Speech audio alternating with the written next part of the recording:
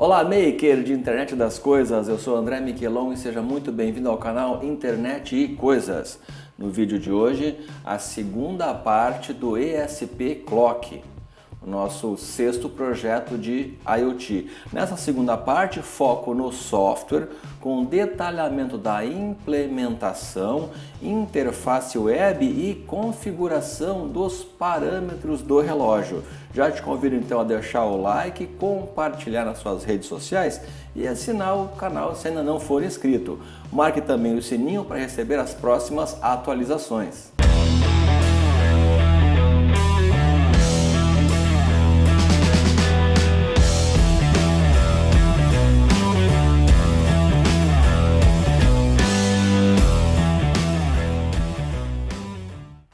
O ESP Clock 2 é o sexto projeto original de IoT do canal, uma parceria com a Artcut. Acesse artcut.com.br e confira os produtos decorativos artesanais, confeccionados aí com toda a atenção pelo meu amigo Thiago. Confira lá, artcut.com.br. O ESP Clock 2 simula um display de 7 segmentos. Se você não viu ainda a primeira parte, card aqui para você conhecer no detalhe esse projeto. Nessa segunda parte nós vamos focar então o software, toda a parte de interface web e implementação no Node MCU. E a terceira parte então a gente vai demonstrar para você o nosso produto acabado. Vai ser uma peça decorativa, um relógio decorativo e funcional. Vamos iniciar então com a interface web. Lembrando que todos os arquivos estão para download do projeto completo, como sempre. Olha que bacana a nossa interface web. Então eu tenho aqui numa interface web que a gente vai utilizar. Eu vou usar HTML, claro, para descrever a página que eu estou utilizando. Vou usar o CSS, o Cascade Style Sheet, para fazer a formatação, né, da parte gráfica da página web. E também JavaScript, para quê? Para implementar alguma validação ou alguma rotina aí de teste da página. Então olha que bacana, a gente tem aqui na home os dados sobre identificação do dispositivo, o número serial, as versões tanto do software quanto da interface, os endereços IP interno e do cliente, data de inicialização, tempo ativo do relógio. Posso a partir daqui redefinir toda a configuração de fábrica, configuração default. Tem uma outra opção aqui para arquivos, olha que legal. Aqui eu estou listando o que? Eu estou listando a Flash File System, a SPI FFS, porque estou usando os templates HTML gravados na Flash File System. Olha que interessante. Se você não conhece a SPI FFS, card aqui também para o vídeo detalhado de como utilizar esse recurso muito interessante que os ESP8266 implementam para você. Outra página que eu vou pular essa de configuração, vou ter aqui uma opção para reiniciar o dispositivo por software, né? Não preciso ir lá fisicamente reiniciar o dispositivo, cancelo aqui. Tem uma parte de log, bem legal, olha só. Eu tenho um log em memória que eu posso fazer o que? Eu posso fazer o download e posso apagar também esse log. Olha só, vou apagar aqui. O download é feito em arquivo CSV, formato do Excel, então você pode ver facilmente aí a informação do Excel. E olha que legal a parte agora da configuração. Olha só, tem vários parâmetros aí que eu vou utilizar. Tem então aqui um ID de rede, olha só que legal também, ó. Eu tenho aqui os tooltips da interface, aquele balãozinho, né, com informação. Olha só, parâmetros, o que eu vou configurar? Na parte de configurações gerais, o fuso horário, importante porque é um relógio, né? E a gente trabalha no Brasil aqui com fuso horário -3 normalmente, e no horário de verão a gente adianta, né, para -2. Opção para solicitar autenticação, sim, ele tem uma senha para autenticação da interface. Se eu vou usar o modo Soft AP sempre ativo, se você não sabe o que é o modo Soft AP do ESP266, card aqui também para você conhecer no detalhe os modos de operação da interface Wi-Fi do ESP8266. Olha que legal, posso configurar uma cor padrão para a tela. Como é que funciona isso? Veja o código-fonte do HTML. Como é que eu consigo fazer isso? É um tipo específico de campo definido lá no HTML. Eu digo que aquele campo vai receber uma cor e ele abre já aqui automaticamente uma tela de seleção para cor. Então olha aqui, legal. Algumas opções adicionais também. Eu posso configurar um tempo em minutos para que ele altere a cor automaticamente. Então ele fica nesse efeito de ficar alterando a cor. Aqui no caso, a cada minuto ele vai randomicamente, aleatoriamente, criar uma cor e trocar a cor do display. O brilho máximo e mínimo, que a gente já viu a opção também, né? Quando eu posso, então, pelo sensor LDR, vejam a primeira parte do vídeo, eu configuro um brilho máximo e um brilho mínimo para o display. Foi interessante então para ficar mais confortável, né? Num ambiente com menos luminosidade, ele automaticamente regula e ajusta essa luminosidade do display. E aqui a parte das senhas, olha que interessante. Eu tenho as senhas de acesso à interface e eu tenho acesso às senhas de configuração. São dois níveis de acesso na interface. Posso definir então a senha de acesso à interface para que quando eu conectar na interface web eu tenha que me autenticar. E também tem uma senha para redefinir os padrões de fábrica. Então olha que interessante. E claro, a configuração do Wi-Fi, né? A minha rede e senha do Wi-Fi. Como é que você vai ver esses códigos? Você vai poder baixar tudo isso no link na descrição do vídeo. Então eu vou te mostrar agora esses códigos, como a gente fez esses códigos fonte. Vou utilizar tudo aqui no Notepad++, ok? Então, a home. Em primeiro lugar, a parte de HTML não vou detalhar muito, tá? Mas você pode observar aqui os links, todos os links. Aqui, como é que eu crio uma página dinâmica no meu ESP8266? Aí a dica interessante. Esse arquivo, esse template, esse home.html, está gravado na SPI FFS, ok? Como é que funciona? Eu crio, arbitro marcações, olha só, como essas aqui, para fazer o quê? Fazer com que, ao carregar essa página, eu substitua dinamicamente no meu código essas informações, colocando então dados dinâmicos. Então olha que interessante. Aqui, Network, Reference, Software, Serial, Software Version, SW Build. E olha só o que acontece. Vamos para Home de novo. Quando eu carrego esses dados, ele dinamicamente substitui esses dados ao exibir a página. Vou te mostrar no fonte depois como fazer isso. Então, dica aí para você. Bem interessante, ok? A file list, né, que faz a listagem dos nossos arquivos. Então olha que interessante, eu tenho fixo aqui os dados, só faço a substituição aqui, ó, na informação sobre espaço, FS Space, e na informação sobre arquivos. Então o resto é tudo estático. O que acontece com isso? Eu estou utilizando a Flash File System porque eu tenho espaço disponível e estou colocando dinamicamente só os dados necessários para alteração, ok? Dica legal aí. O reboot, o que faz o reboot? Ele simplesmente exibe uma página enquanto o ESP está reiniciando.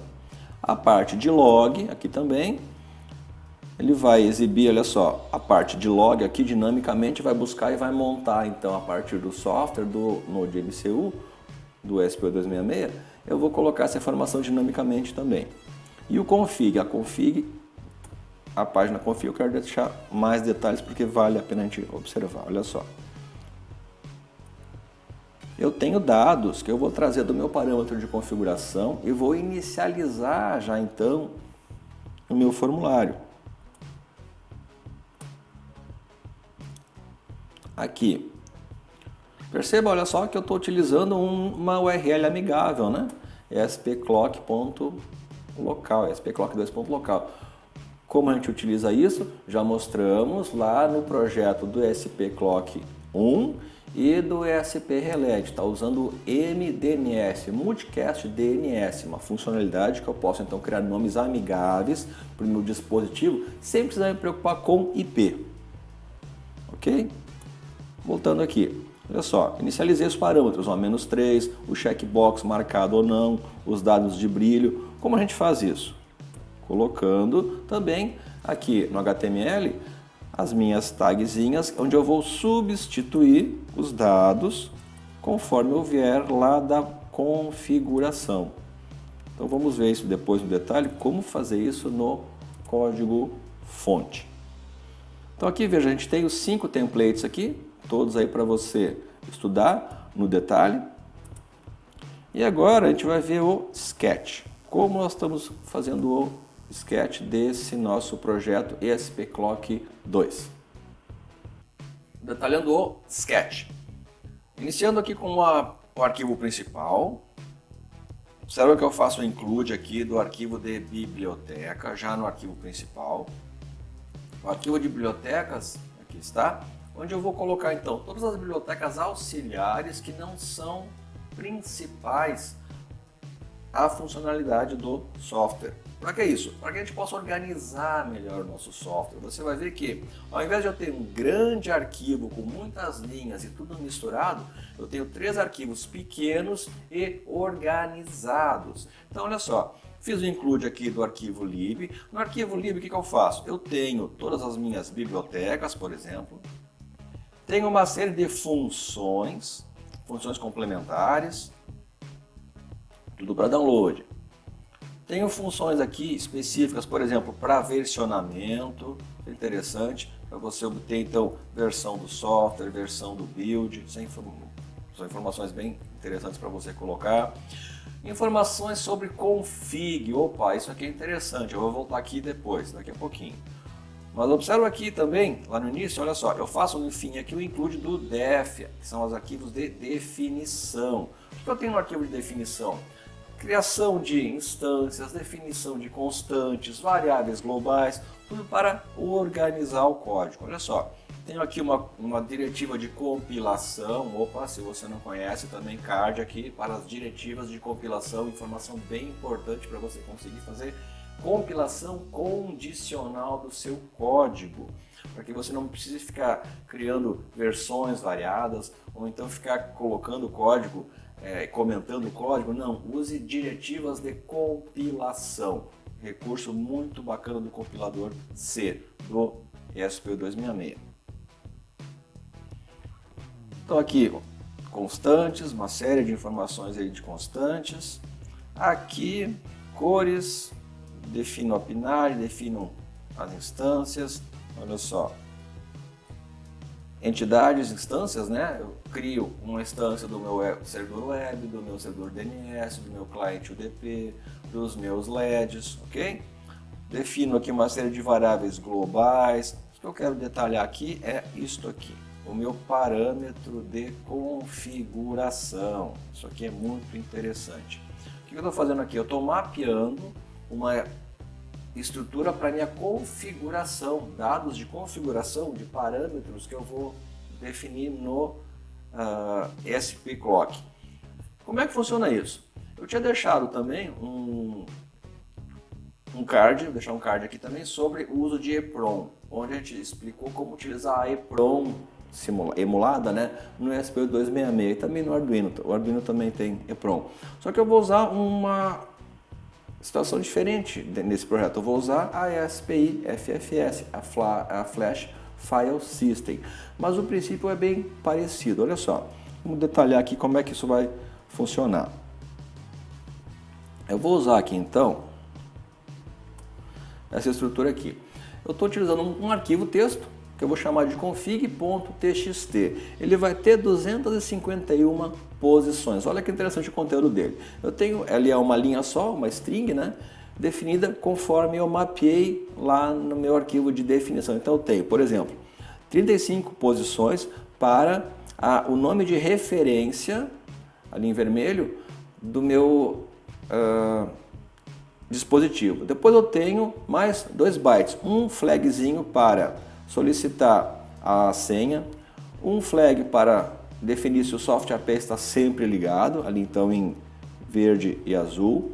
Tenho depois as minhas senhas em roxo e vermelho, de 35 posições. Então observe que interessante, eu estou criando uma string, estou gravando essa string como um arquivo texto normal no meu Flash File System.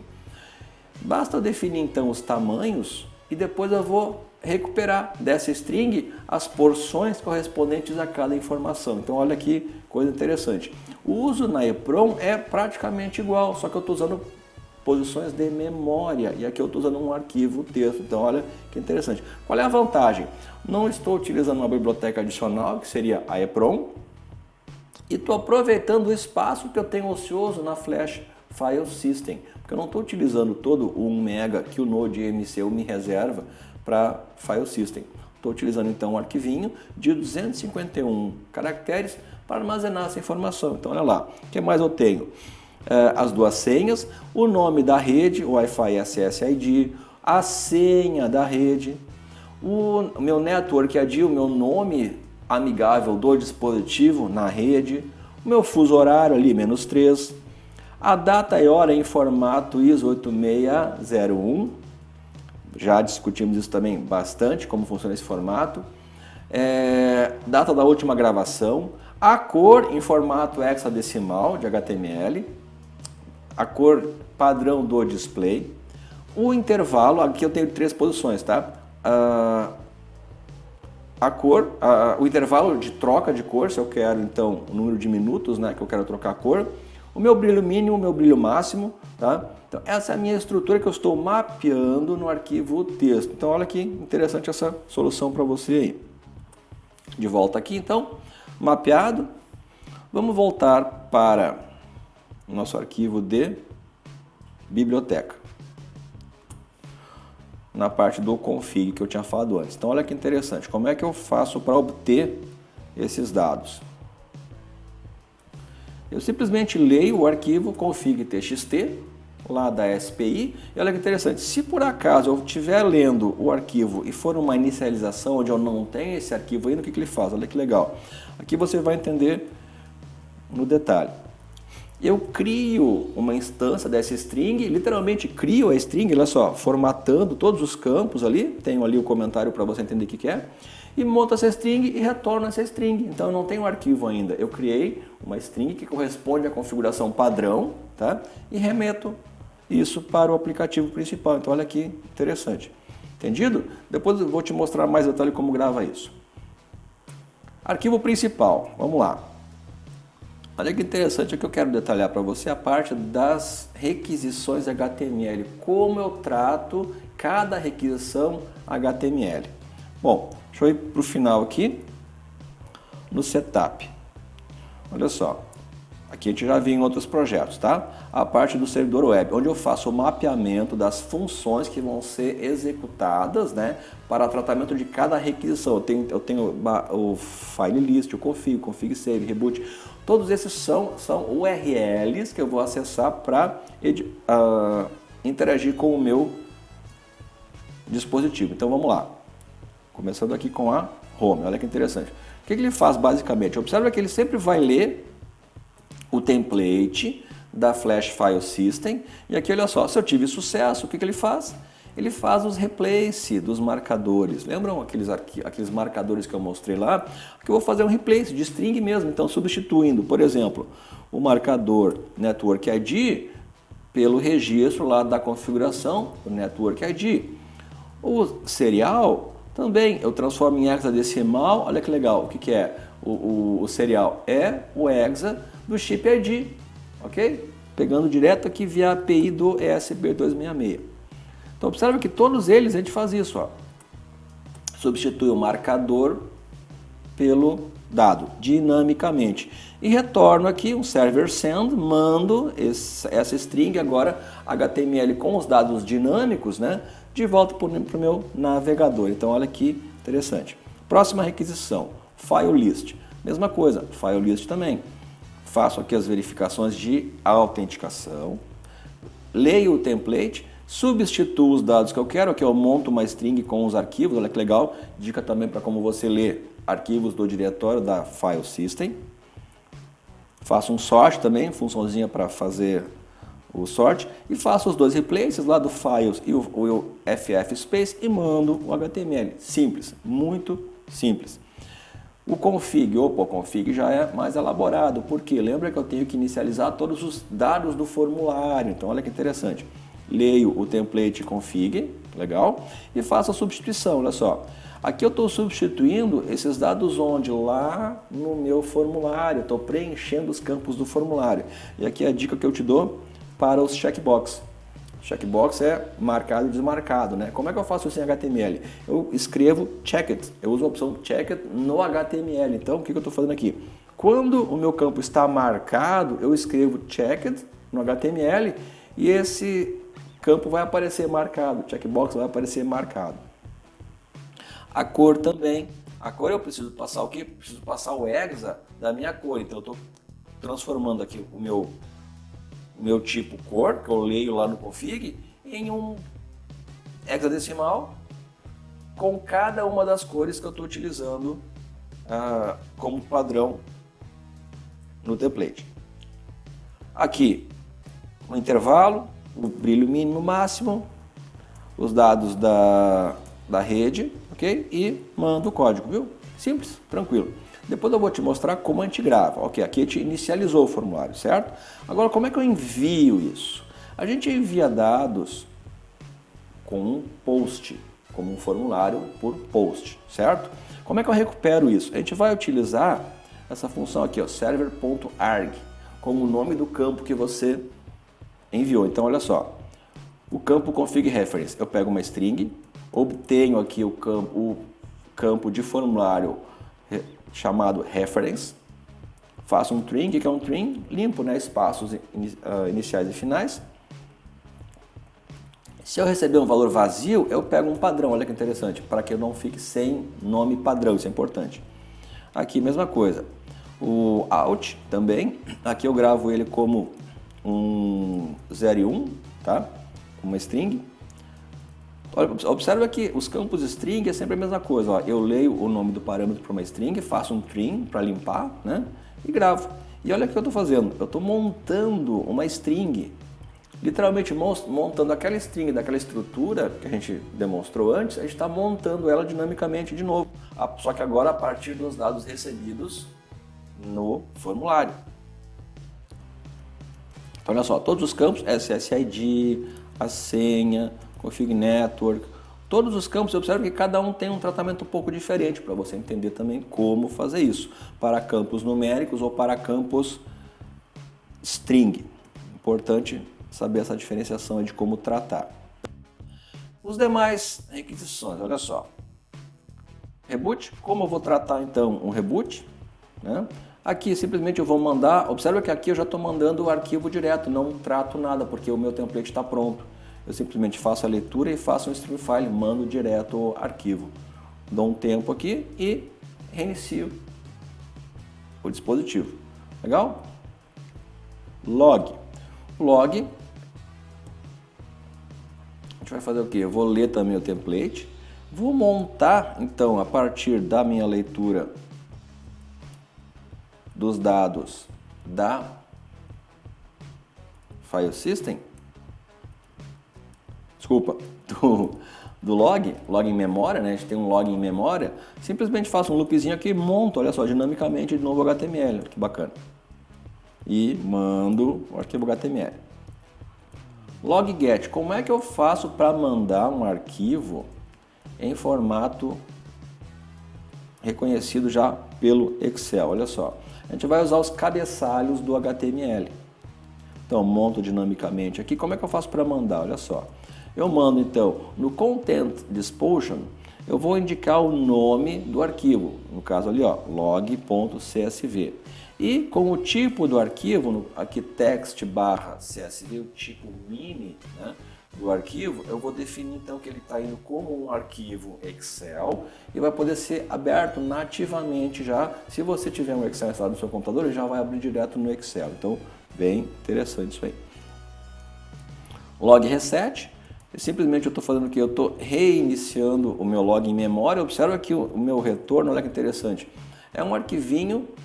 Não é um arquivo, é só um texto, né, uma string de HTML que eu crio aqui fixo, só para mostrar uma mensagem JavaScript e voltar. Também um retorno interessante aí para você utilizar. Handle sensors. Isso aqui é uma requisição que eu vou retornar então o que é um JSON. Olha que legal, montando aqui dinamicamente um JSON com todos os dados sobre os meus sensores. Experimente lá acessar depois com /sensors. Você vai ver essa string em JSON. Config reset, o que ele vai fazer? Ele vai apagar o arquivo de configuração, né?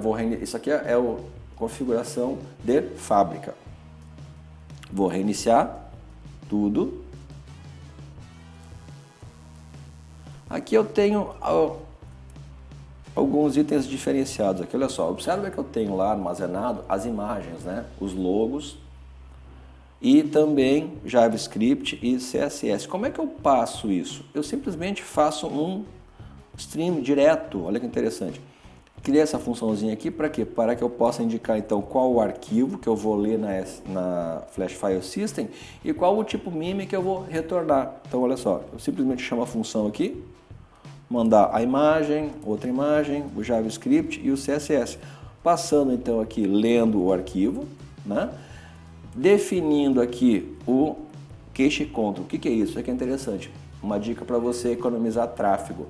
Eu mando um arquivo dizendo que ele pode ficar por um certo número de segundos em cache. O que acontece? Quando você acessar essa página, ele não vai acessar a página no teu dispositivo, ele vai buscar do cache do navegador. Com isso você otimiza o uso do seu dispositivo, ok? Então, cache control.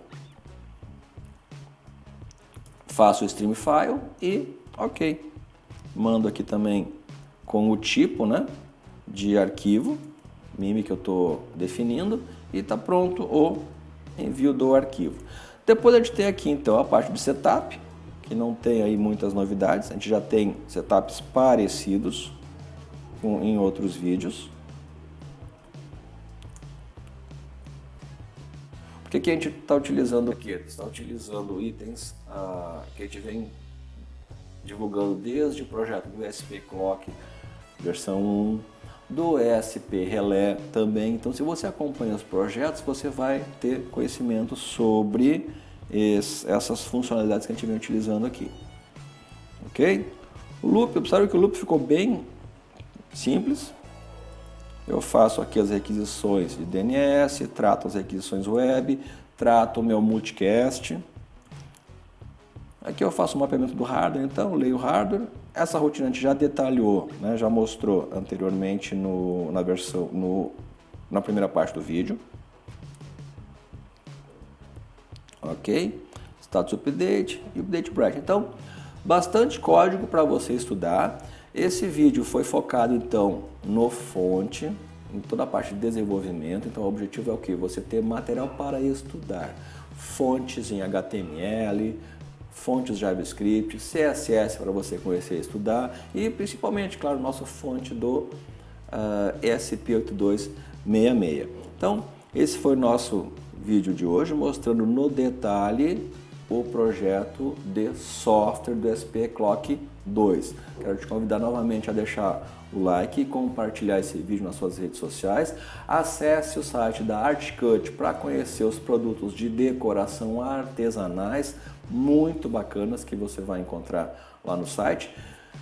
E na próxima semana, então, a terceira parte com o nosso SP Clock finalizado. Como sempre, muito obrigado e até a próxima!